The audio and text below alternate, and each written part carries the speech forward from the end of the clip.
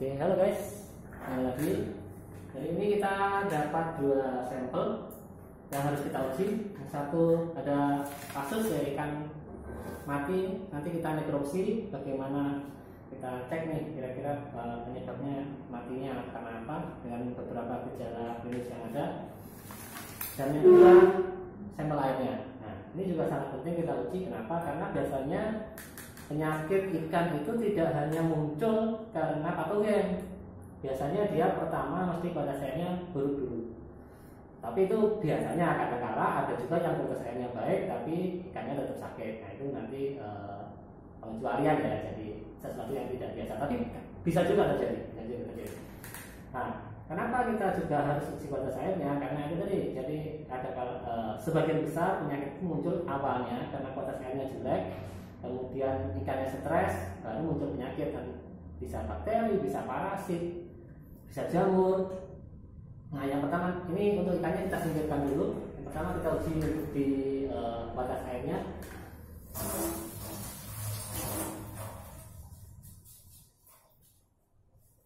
Beberapa parameter kualitas air yang penting di khususnya di budidaya ikan. Pertama adalah DO atau diserp oksigen. Jadi berapa banyak oksigen terlarut yang ada di dalam air. Nah, sebenarnya makhluk hidup, manusia, hewan yang ada di darat maupun di air ini sama ini kebutuhannya untuk oksigen. Kalau kita biasanya kan hidup langsung oksigen. Kalau di air harus ada oksigen yang terlarut nih. Oksigen terlarut itu sumbernya ada berapa macam. Mungkin kalau di perairan yang besar dia sumbernya dari plankton. Kayak air yang warnanya hijau, otomatis planktonnya ini banyak mengandung dia memproduksi oksigen, jadi oksigennya banyak. Kalau di perairan yang terbatas, jadi seperti akuarium atau kolam, itu sumber oksigennya itu bisa dari aerasi, dari aerator. Kalau kayak kalau orang Jawa bilang berkedut-kedut, atau bisa juga dari pancuran air. Ketika di air mancur, nah dia akan ada oksigennya. Nah, kalau ikan koi ini dia ikan yang dia strict kebutuhan oksigennya, jadi dia harus buatan oksigen minimal 4 lah. Kalau di bawah 4 dia akan mentok.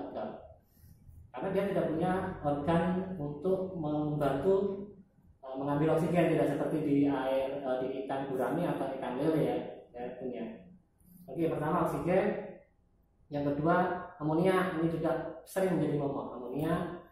Karena sebenarnya amonia ini berasal dari bisa dari sisa pakan, bisa dari kotoran ikan, bisa mungkin ada kematian plankton di bawahnya, itu juga nanti mengandung amonia. Ini salah satu parameter yang harus dihindari atau dijaga. Bagaimana agar amonia ini tidak ada dalam kondisi atau konsentrasi yang berlebihan. Jadi nanti ada beberapa cara agar amonia ini terurai menjadi nitrit sama nitrat. Oke, kedua, ketika adalah nitrit, kemudian nitrat. Nah, ini amonia, nitrat ini adalah faktor parameter yang saling berhubungan. Kemudian terakhir pH. Nah, pH ini juga salah faktor penting karena pH ini juga menentukan toksisitas si amonia sama nitrit ini. Ketika pH-nya cenderung normal atau rendah, walaupun ada amonia yang cenderung tinggi, dia tidak begitu toksik. Tapi kalau pH-nya tinggi, dia semakin toksik. Jadi misalkan ada amonium, amonia ini juga yang bisa kita lihat nanti amonium. Jadi amonium nanti dikonversikan dengan pH jadinya amonia. Amoniumnya misalkan 5 dengan pH 7, mungkin ikan tidak apa-apa. Cuma kalau amoniumnya 5 pH-nya 9, ikan akan kolaps. Oke. Untuk pengujian kualitas air, kalau di lab kita ada beberapa macam pengujian. Bisa menggunakan test kit seperti ini. Nah, ini mudahnya kalau test kit seperti ini kita bisa bawa ke kolam, kita bisa melakukan pengujian di kolam, atau juga menggunakan spektrofotometer. Jadi nyalanya seperti ini kalau spektro.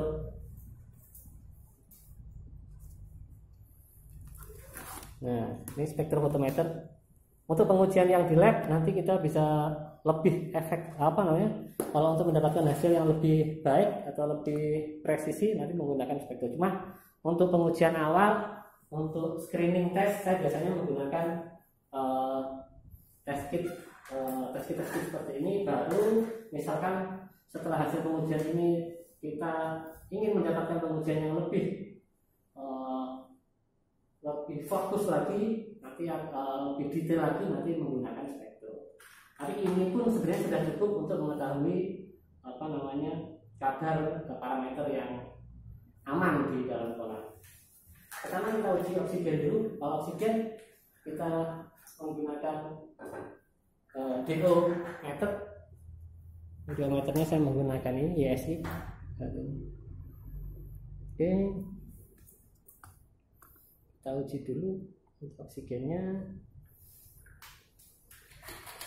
Sebenarnya oksigen ini yang paling bagus kita uji di dalam atau di in situ ya, di kolamnya.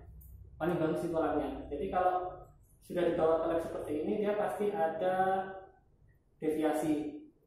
Jadi misalkan deviasi penurunan ada oksigen. Jadi misalkan oksigen yang kita terbaca di sini 2 atau 3, itu kemungkinan oksigen yang ada di dalam kolam lebih dari itu. Jadi mungkin bisa menjadi pemikiran kita bahwa tidak selalu oksigen terlalu rendah ketika diuji di lab itu memang kadarnya segitu, tapi karena ada deviasi ketika dibawa ke lab, jeda waktu yang menyebabkan oksigennya. Nah, oke, untuk pengujian oksigen nanti kita ini memerlukan waktu yang lebih, ini sekitar 2 tapi masih berfluktuasi, nanti akan pas. Oke, kita sambil menunggu uji oksigen, kita uji yang lain. Pengujiannya kita menggunakan botol-botol seperti ini. Ada berapa merek yang bisa digunakan? Ini mungkin saya menggunakan merek Sera. Mungkin teman-teman bisa menggunakan merek yang lain juga, Tetra atau yang merek-merek yang lain juga.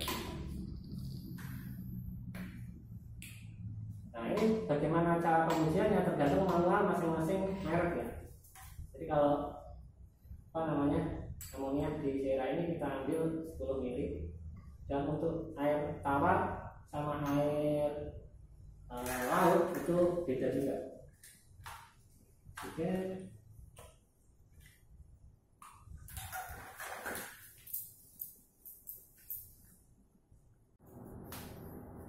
Oke, kita lanjutkan. Kalau ini kita untuk amonia kita kasihkan tetes kecil 1.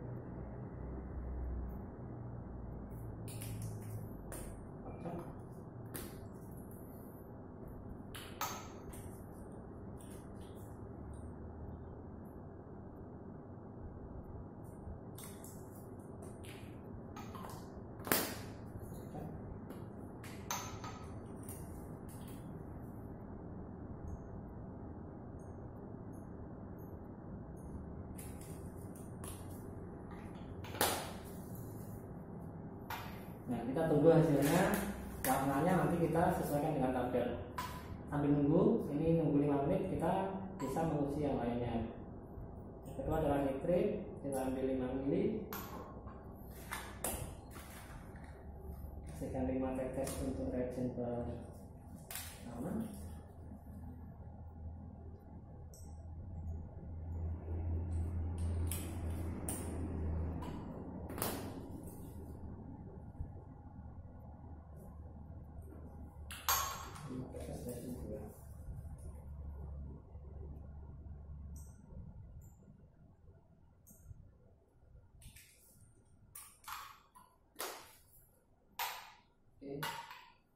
Dan 4.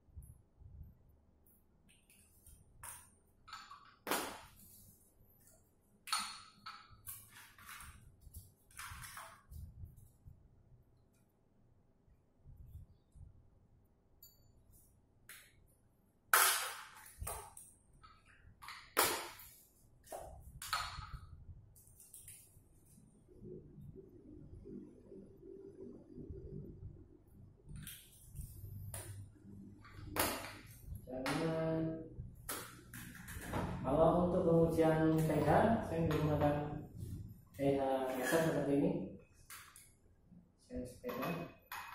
Atau pH sebenarnya ada juga yang test kit, ada juga yang menggunakan pH paper. Cuma ini lebih akurat.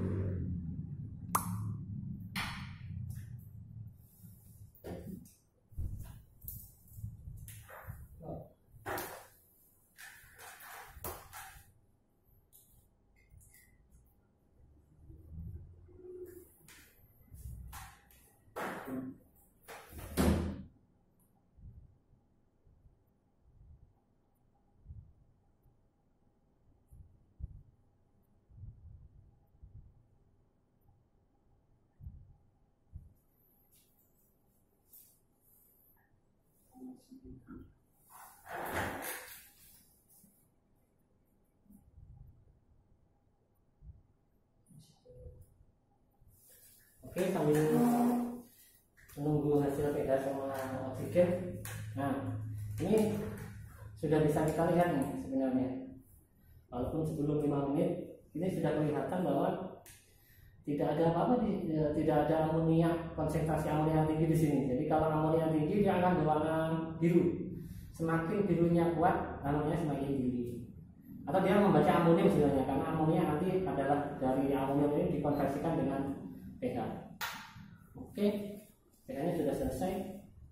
8,7 berarti memang di atas ambang batas, tapi sebenarnya tidak begitu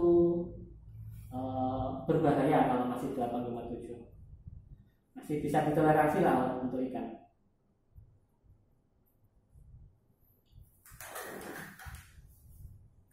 DO-nya 0,9. Oke. Nah, kalau ini dari amonia tidak muncul gejala amonianya konsentrasinya tinggi, kemudian dari nitrit juga begitu, nitritnya bisa dikatakan 0 ataupun ada cuma mungkin tidak sampai 5 ppm. Nitrat juga begitu, karena ini nitrit sama nitrat nanti kalau dia konsentrasinya tinggi dia akan berwarna merah. Ketika warnanya dia seperti ini bisa dikatakan aman. Nah, ini berarti sebenarnya kualitas airnya aman untuk yang kita uji saat ini. Nah, kenapa ikannya bisa ada kematian? Ini menurut keterangannya tadi, mulai ada kematian setiap hari itu 2 ekor atau 3 ekor. Nah, nanti kita lihat, kita nekropsi si ikannya. Oke, kita bersihkan dulu, nanti kita kembali lagi ke setelah nekropsi ikan.